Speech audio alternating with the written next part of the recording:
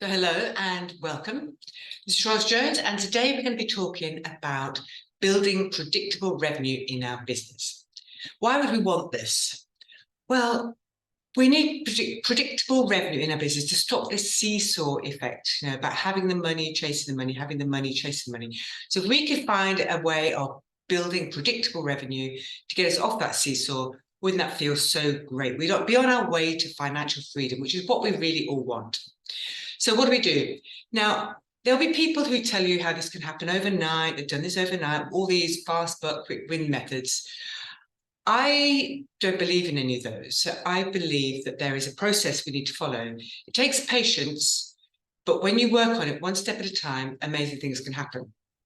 So there are 13 steps in my process. So get a pen and paper, make notes, whatever you need to do so you remember them, yeah?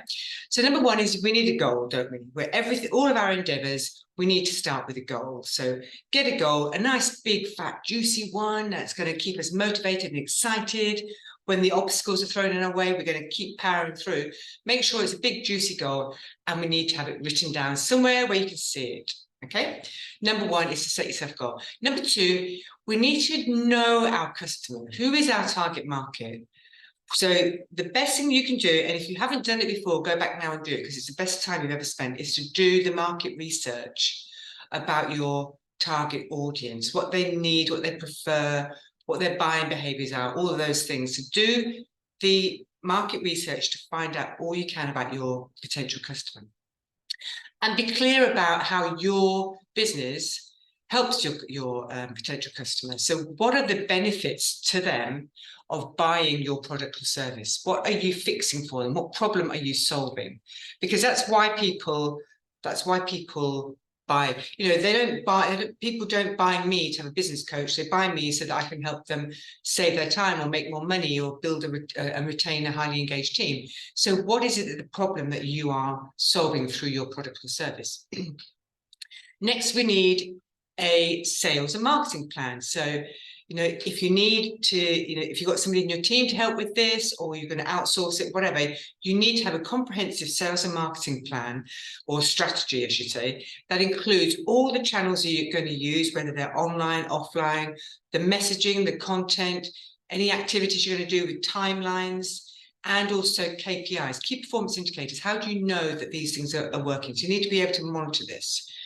I would recommend a mix of online and offline marketing to try and reach and engage your target audience. But remember, 80% of marketing does not work. So it's our job to find the 20% that does. And the only way we can do that is by testing and measuring. Number 5 is to build your brand. And by that, I don't just mean your snazzy logo and your lovely colours, although they are important, because you want to be instantly recognisable, but you want to stand for something. What's your brand identity stand for? What is it? What's your mission beyond profit? What do you care about? What do you stand for? What are your values? So be really clear about that and have it on all of your marketing material. This is about helping you attract the right people. Number 6 is about looking after your customers, because your customers is 5 or 6 times easier and cheaper to get existing customers to buy from you than it is to going out to get new ones. So we need to make sure that we deliver exceptional service to our customers to make them come back to us, but also so they recommend us to people, because they will be on the rooftop shouting about you in some form, whether that's negative or positive, and we want to keep them positive. So really look after your customers and give them super duper service. Number 7 is about, have you ever considered using a subscription model in your business? So that people pay you something every month regularly. So in that way, you can predict what income you're getting in. So I've got a book club, for example, and people pay me 20 quid a month to get the book. And that's what they do every month. So it's a way of building a predictable revenue. So is there something you could do like that in your business? Number 8 is spread the risk. So have your eggs in different baskets. Do you have any opportunities to expand your product or service offerings to look after different customer needs? Number 9 is sales forecasting. So we need to keep numbers. Now, people skills, number skills are the 2 most important skills in business, I believe. Numbers are crucial, and they are the bit that often we don't like, so we just tend to ignore it. But numbers are critical because they give you the hard data that will show you whether something's working or not. It gives you the data so you can analyze sale trends, your customer behaviors, market fluctuations. So remember this, those numbers are like gold. Use the data to inform your decisions, because when we just trust our gut or listen to our heart, all these things, it's really just like you're just guessing. So we need the data to prove whether something's working or not, and so we can make the adjustments. Number 10 is a great one, I think. So give incentives for long-term commitment. If you can get a customer to buy from you for a year, say, or buy a bigger product or a bigger service and pay up front, maybe you can give them a small discount or some other incentive to help them do that. And that obviously means that you're going to get a bigger chunk of money up front, which is a nice way of getting predictable income. So that's something you might consider. Number 11 is all about continuous improvement. So we need to review all of the work that you're doing. We need to review it regularly and see what needs improving. It's important to stay agile, adaptable, and open to changing things according to what's happening and what you notice happening.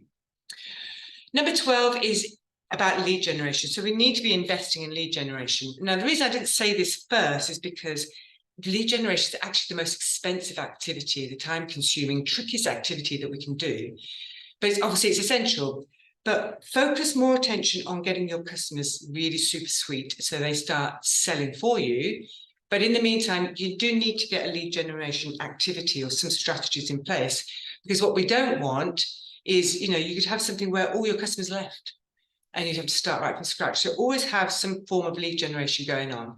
And although I don't really like the term sales funnel, what it means is you're attracting new leads and you're nurturing the relationship until the time when they're ready to buy from you. So you're moving them along your pipeline.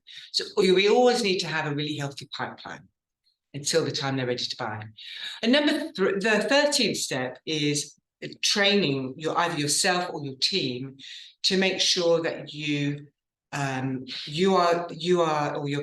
team are looking after your customers. So they know how to sell to your prospects. They know how to service your customer needs. They're great on the phone. They know how to sell your value proposition.